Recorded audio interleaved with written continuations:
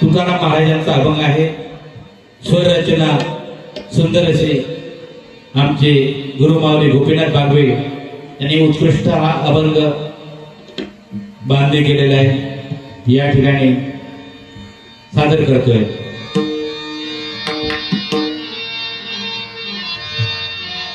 सारे ग म प ध ध म प रे ग सा रे नि प ध सा नि रे रे ग म प ध प म ग रे ग नि रे ग रे ग म प ध नि रे सा नि ध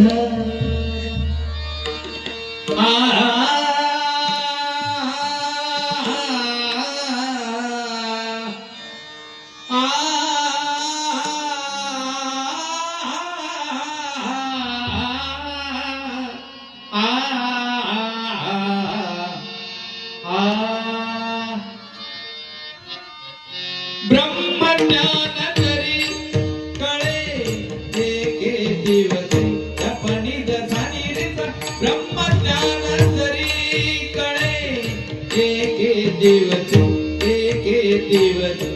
तेव्हाच जाईल हा अभिमान तेव्हाच जाईल हा अभिमान तेव्हाच जाईल हा अभिमान ब्रह्मज्ञान जरी कळे एके दिवसी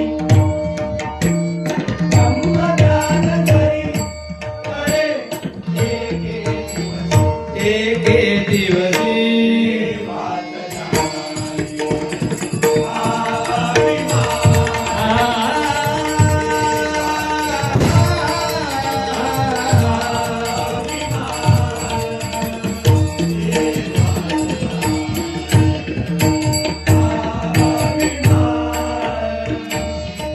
अभिमान लागला सुखाची माटी अभिमान लागला सुखाची माटी अभिमान लागला सुखाची माटी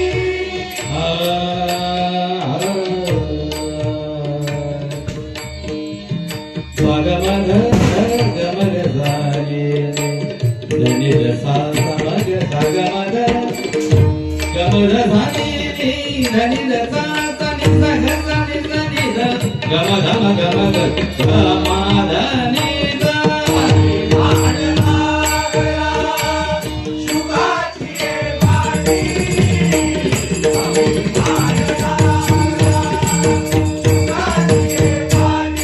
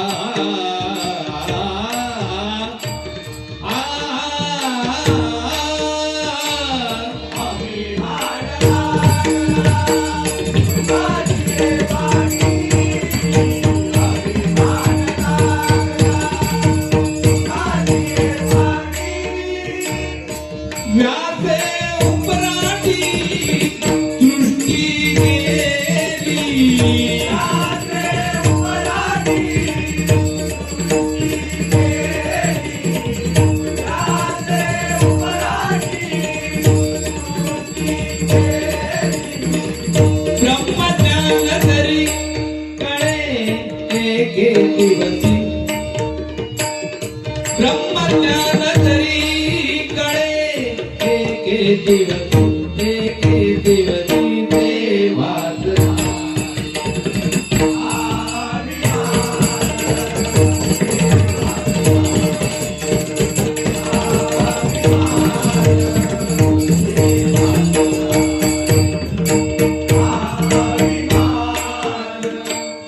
जनक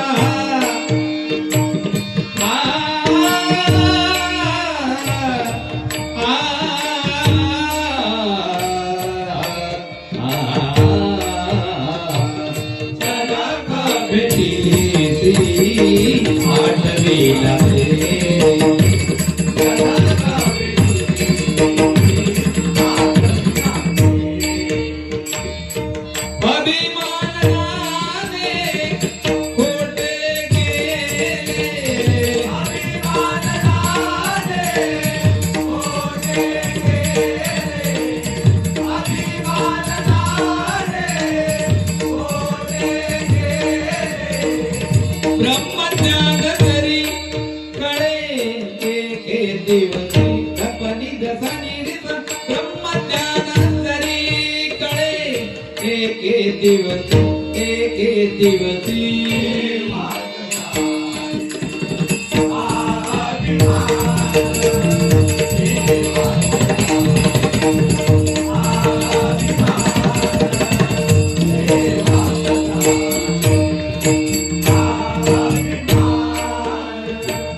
कोट करुणिया लाविला अभ्यासी कोट करुणिया लाविला कोट करुणिया लाविला. तर व्यासांच्या लक्षात आलं की या आपल्या शुकाचा अहंकार नाहीसा होण्यासाठी जनकाच्या भेटीला पाठवलं. आणि ज्यावेळी जनकाच्या भेटीला शुक ज्यावेळी गेला दरवाजा बंद होता आणि एक दिवसभर त्याच्या दरवाजावर राहिला जनकाच्या. कारण याच्यामध्ये संयम किती आहे हे जनकाला जाणून घ्यायचं होतं. तो एक दिवस दरवाजावर उभा राहिला तरी नंतर दुसऱ्या दिवशी जनकाने त्याला आपल्या घरामध्ये घेतलेला आहे आणि त्याच्या हातामध्ये चहाचा कप दिला जनक राजाने आणि आपला महाल दाखवू लागला. याचा लक्ष किती आहे. तर हे सर्व दाखवत असतेवेळी तो चहाचा कप भरलेला होता. तर त्या शुकाचं लक्ष फक्त त्या चहाच्या कपाकडे होतं. म्हणजे विचलित झालं तर चहा सांडली काय विषय संपला. मग जनकाने ओळखलं हा आपला निश्चित शिष्य होऊ शकतो. म्हणून त्याला असं करून कुठे पाठवलं मेरू शिखराला आपल्या पुढच्या मार्गाला पाठवला. जनक भेटी कोट करुणिया लाविला अभ्यासी कोट करुणिया लाविला कोट करुणिया लाविला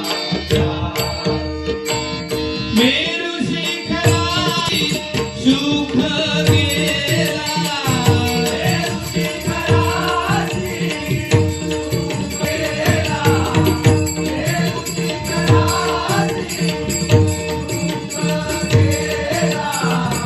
ब्रह्मज्ञान तरी कळे एके दिवसी तपनी दसनी ब्रह्मज्ञान तरी कळे एके दिवसी देवास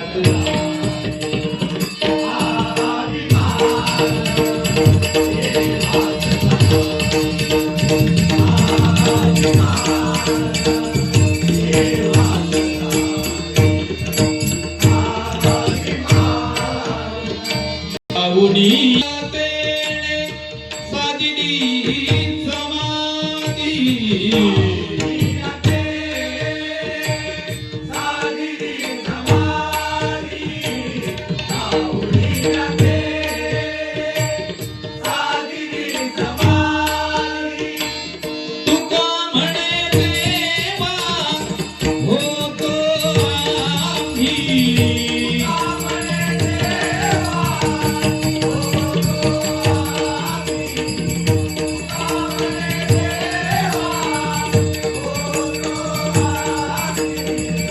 ब्रह्मज्ञान तरी कळे एके दिवसी तपनी दसनी ब्रह्मज्ञान तरी कळे एके दिवसी